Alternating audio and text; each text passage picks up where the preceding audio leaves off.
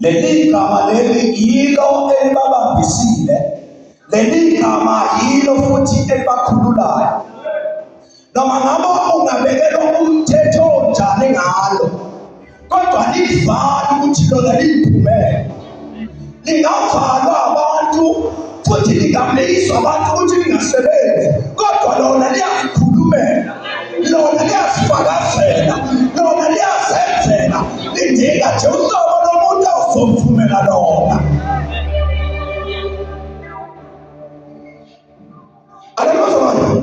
Bashayelwa lona futhi-ke ngiyacabanga ukuthi ngempela mhlampe uma bekuyithi le generation yethu ibingayeka ukukhuluma ngalo, bathi bona ngoba bashawa bekulo, babanjwa bekulo, bathethelwa bekulo, abayekanga ukushumayela ngalo. Haleluya. Aleluya. Awukwazi ukuyithethela into abanjela yona waphinde wakhulula kuyo. Leli Bhayibheli baphuma bejabula. Aleluya. Baphuma bejabula begcwala umphakathi wonke. Obani namhlanje kuseni abathi ngiyayazi lento yokushayela igama. Ngiyazi kimi lento yokushayela igama.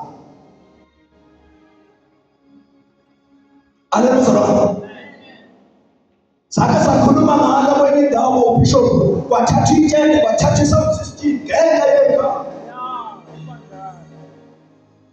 Kwesinye isikhathi izinto esihlangane nazo ngenxa yegama siyakwazi ukufakaza ngazo because siyasikhumbuza ukuthi sisukaphi noNkulunkulu. Uma ngabe ungeke-experience indaba yokuhlushwa ngenxa yegama, sengathi ukungena enkosini uthi uNkulunkulu ngipha amandla mhla zimvukela ngikwazi ukubhekana nazo.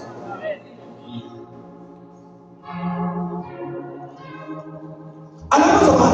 Iziphi uNkulunkulu asinikeza zona ngeke silingane, kodwa amandla omnqobo uyasipha wona. Aleluya. Sengathi ungathandazela ukuthi uNkulunkulu mhla kufika leso sigaba sokubanjelwa igama ngibe nawo amandla okubekezela.